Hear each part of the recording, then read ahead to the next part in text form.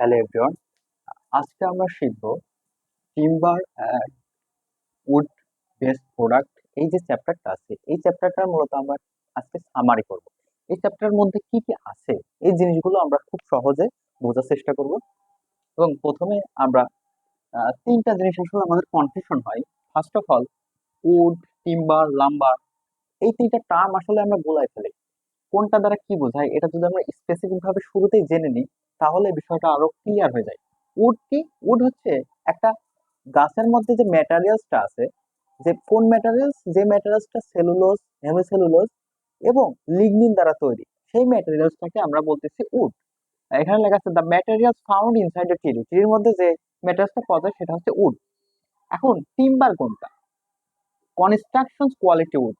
সমস্ত উড না, আমরা তো উড বলছি ইনসাইড দ্য ম্যাটেরিয়ালস আছে, এর মধ্যে ইনসাইড আছে, কিন্তু যে ম্যাটেরিয়ালসটা কনস্ট্রাকশন এর জন্য উপযোগী, কোয়ালিটিফুল উড, সেই উডটাকে আমরা বলতেছি টিম্বার। এবং লাস্টে আছে কি? Lumber. Cut piece of timber ready to use. এই যে টিম্বার আমরা পেলাম, এই টিম্বারকে আবার কাট করার মাধ্যমে পিস করে একটা আমাদের যে পারপোজ আছে ওইটা সার্ভ করার জন্য রেডি করাকে বলতেছে লাম্বার। অর্থাৎ উড হচ্ছে একটা বড় বড় পোর্শন, ওটাকে যদি আমরা আরো কনসাইজ করি তাহলে পাবো টিম্বার। টিম্বার কোনগুলো? যে উডগুলো কনস্ট্রাকশন এর জন্য উপযোগী, সেই উডগুলোকে আমরা বলতেছি টিম্বার। এখন ওই টিম্বারকে আবার স্লাইস করে রেডি করে অন্য কোনো প্রোডাক্ট তৈরির জন্য ইউজ করতেছি, সেখানে বলা হচ্ছে লাম্বার। প্রথমে আমরা আসলে এই টপিকগুলো সম্পর্কে ইজিলি বুঝে গেলাম। এখন আমরা যে জিনিসটা জানবো সেটা হচ্ছে এই যে টিম্বার, আমরা মূলত কনস্ট্রাকশন কোয়ালিটি বেস যে উডগুলো আছে ওগুলোকে নিয়েই মূলত স্টাডি করবো আমরা। তাহলে আমরা যে টিম্বার আছে, এই টিম্বার অনেকগুলো টাইপ আছে। কি কি টাইপ আছে? Standing timber, green timber, rough timber, converted timber, dress timber, structural timber and last clear timber. আমরা সহজে একটু করে ব্যাখ্যা দিব। স্ট্যান্ডিং টিম্বার কি? এটা হচ্ছে যে গাছটা এখনো লিভিং, জীবন্ত আছে, গ্রো করতেছে, যেটা এখনো কাটা হয় নাই, সেটাকে বলতেছে স্ট্যান্ডিং টিম্বার। গ্রিন টিম্বার কি? গাছটা কাটা হয়েছে, কাটার পরেও এর মধ্যে ময়শ্চারাইজার আছে, ওয়াটার আছে, সেটাকে বলছে গ্রিন টিম্বার। রাফ টিম্বার কি? উডটাকে কাটা হয়েছে, কাটার পরে সমিল দিয়ে কাটার পরে এর সারফেসটা অনেক রাফ আছে, তার মসৃণ না, এটাকে বলছে রাফ টিম্বার। কনভার্টেড টিম্বার কি?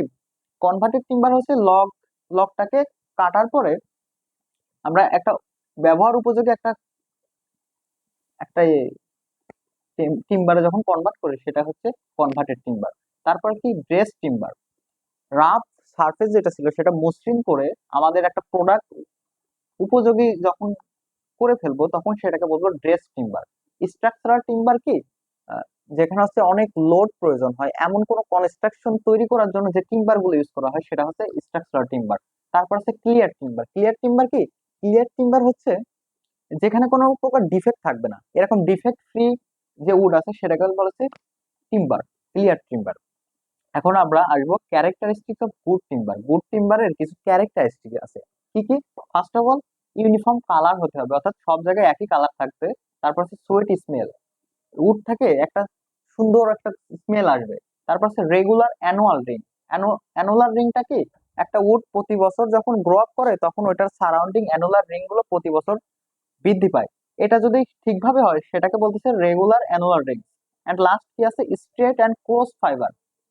উড তো আমরা জানি মেড অফ ফাইবার, ফাইবার দিয়ে তৈরি। এই ফাইবার গুলো যখন হচ্ছে কাছাকাছি থাকবে, স্ট্রেট লাইন থাকবে এবং খুব কাছাকাছি থাকবে, সেটা হচ্ছে একটা গুড টিম্বারের ক্যারেক্টারিস্টিক।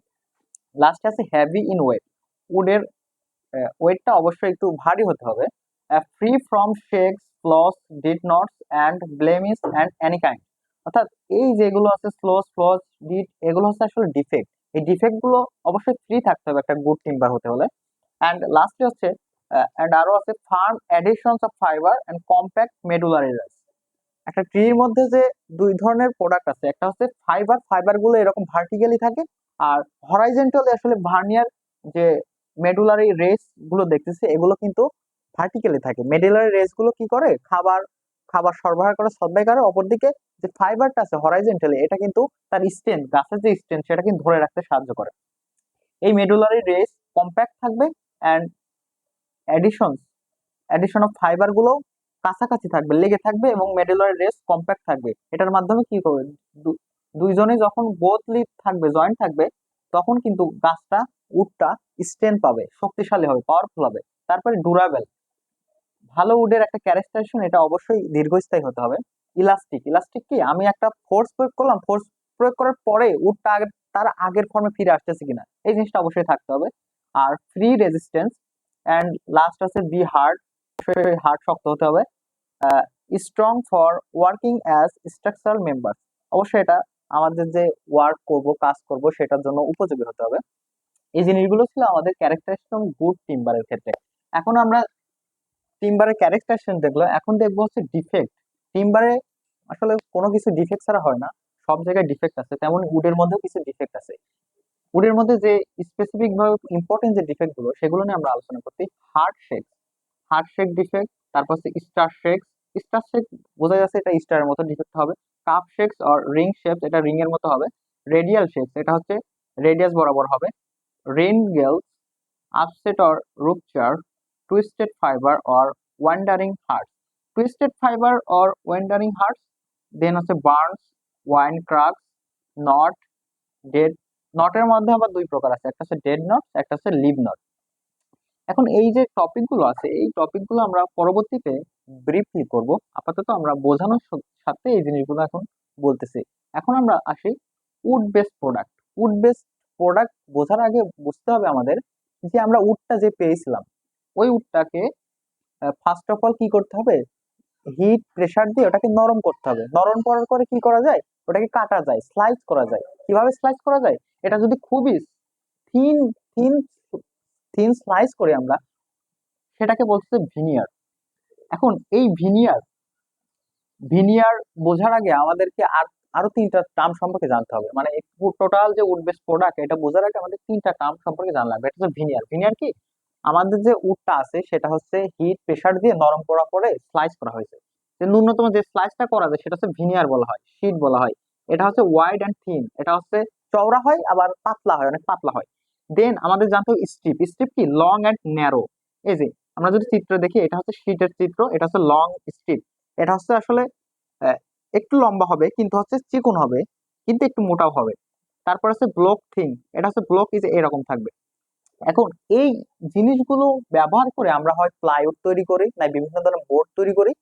এইগুলো থেকে এই জিনিসগুলো আমাদের লাগবে। এখন প্লাইউড যে বিষয়টা, প্লাইউড টুগেদার ভিনার, প্লাইউড তৈরি করতে আসলে আমাদের মূলত ভিনার লাগে। এখানে অন্য কিছু স্ট্রিপ কিন্তু ব্যবহার করা হয় না, এখানে শুধুমাত্র ভিনিয়ার ব্যবহার করা হয়। ভিনার্স কি, ভিনার থিকও হতে পারে, থিনও হতে পারে। আমরা যখন একটা প্লাইউড তৈরি করি, দুই পাশে হচ্ছে থিন ভিনার ইউজ করে আর মাঝের পোর্শনটা থিক ভিনিয়ার ইউজ করি। এখানে টোটাল যে মাঝে যে হচ্ছে আমরা তৈরি করি এটা হচ্ছে প্লাইউড। প্লাইউডে অন্য কোনো কিছু ব্যবহার করা হয় না, শুধু ভিনার ইউজ করা হয়। তারপরে আসলে প্লাইউডের প্রসেসটা কি, এটা কিভাবে তৈরি করা হয়, এটা দুই ধরনের প্রক্রিয়া আছে, একটা হচ্ছে কোল্ড প্রেসিং আর একটা হচ্ছে হট প্রেসিং। তারপরে আসে বিভিন্ন ধরনের বোর্ড আছে, এখানে কিবোর্ড আছে, ল্যামিন বোর্ড, ব্লক বোর্ড, ব্যাটান বোর্ড। এখন এই বোর্ড গুলোতে আমরা ভিনার তো ইউজ করবো, এর সাথে সাথে আমরা স্ট্রিপ গুলো ইউজ করবো। স্ট্রিপ কোনগুলো, আমরা বলছি যেগুলো হচ্ছে লং অ্যান্ড ন্যারো থাকে, এই যে এইরকম সিমিলার টাইপের। এখানে বোর্ডে আসলে অত ভালো হয় নাই, তবে আমি বোঝানোর চেষ্টা করছি। এটা এরকম হয়, এটা আসলে অত পাতলাও হবে না, চওড়াও হবে না, এটা জাস্ট এইরকম হবে। এরকম এরকম যদি আমরা ইমাজিন করি আসলে এইরকম হবে, এটা বেশি বড়ও হবে না, জাস্ট এতটুকু পোর্শন এরকম থাকবে। ওই জিনিসগুলো ইউজ করে আমরা এই ধরনের বেড গুলো তৈরি করি। এন্ড লাস্টে যে জিনিসটা আছে ফাইবার বোর্ড। ফাইবার বোর্ড মূলত কি, ফাইবার বোর্ডে আসলে আমরা যেটা ইউজ করি, আগের দিনে কি হতো, আমরা যখন একটা ফার্নিচার তৈরি করব ওখানে যে উডটা ইউজ করে ওটা উডের আন্ডারে কিছু ওয়েস্ট তৈরি হতো। তেমনি পৃথিবীতে সমস্ত উডই তো আর ফার্নিচার তৈরির জন্য যথেষ্ট নয়, ফার্নিচার তৈরির জন্য উপযোগী না। ওই সকল উড গুলো আসলে, ওই সকল গাছগুলো আসলে ব্যবহার করা ছিল না, সেগুলো আসলে জ্বালানি হিসেবে ইউজ করা হতো। ওই জ্বালানি গুলো পরিবেশের ক্ষতি করতো, কারণ জ্বালানি হিসেবে যখন ইউজ করবো তখন এটা বার্ন করে কি হয়, কার্বন ডাইঅক্সাইড, কার্বন মনোক্সাইডের মতো ক্ষতিকর উপাদানগুলো তৈরি হতো। পরবর্তীতে কি হলো, এই যে ওয়েস্ট গুলো ছিল, উডের যে ওয়েস্ট গুলো, এই ওয়েস্ট গুলো থেকে কিছু বেটার কিছু করা যায় কিনা, পরিবেশের উপযোগী এবং অর্থনৈতিকভাবে লাভবান কিছু করা যায় না কিনা, ওইটার থ্রুতে আসলে ফাইবার বোর্ডের আবিষ্কার। ফাইবার বোর্ড মূলত ওই যে উড প্রসেস গুলো আছে, উড ওয়েস্ট গুলো আছে, ওই উড ওয়েস্ট এবং উড যে চিপ গুলো আছে ওইগুলো প্রেসার এবং হিট দিয়ে মূলত হচ্ছে বিভিন্ন ধরনের ফাইবার তৈরি করে। এই ফাইবার গুলো কি কি, ফাইবার বোর্ড, এগুলো হচ্ছে ফাইবার ফাইবার ইউজ করে বোর্ড গুলো তৈরি করা হয়। কি কি, এর মধ্যে আছে সফট বোর্ড, লো ডেন্সিটি ফাইবার। এখানে যে ডেনসিটি থাকবে, ফাইবারের যে ডেনসিটি থাকবে সেটা অনেক কম থাকবে। এটা কম থাকার কারণে কি এর মধ্যে ফাঁকা জায়গা তৈরি হবে এবং বাতাস কি করবে সহজে আটকে যাবে। এটা কিন্তু সাউন্ড প্রুফ হিসেবে এই বোর্ডটা ব্যবহার করা হয়। তারপর কি মিডিয়াম মিডিয়াম ডেনসিটি, এটা হচ্ছে সফট বোর্ড থেকে একটু কম্প্যাক্ট থাকবে, কাছাকাছি থাকবে। তারপর হচ্ছে হার্ডবোর্ড, হার্ডবোর্ডের হার্ডবোর্ডের যে ডেনসিটি থাকবে এটা অনেক বেশি থাকবে। এই ছিল আমাদের ওভারঅল যে ভিউটা timber and wood based product. আমরা মূলত তিনটা ক্রাইটেরিয়া যে ওয়ার্ডগুলো নিয়ে আমাদের আসলে সমস্যার মধ্যে পড়তে হতো, সেই সমস্যাগুলো উড, টিম্বার, লাম্বার এগুলো আমাদের কনফিউশন থাকতো। তারপরে এখানে আহ, এখানে ভিনার, স্ট্রিপ, ব্লক, আসলে প্লাইউডে ভিনার ইউজ করার বাদে অন্য কিছু ব্যবহার করা হয় কিনা, এখানে স্ট্রিপ ব্যবহার করা হয় কিনা, এই বিষয়গুলো আসলে আমাদের কনফিউশন থাকে। এই কনফিউশন গুলো আসলে আমি সলভ করার চেষ্টা করেছি এবং আশা করি আজকের যে টিম্বার অ্যান্ড উড বেসড প্রোডাক্টের যে ওভারভিউটা ছিল এটা আসলে সুন্দরভাবে বোঝাতে পেরেছি এবং আশা করি সবাই বুঝেছেন। ধন্যবাদ সকলকে।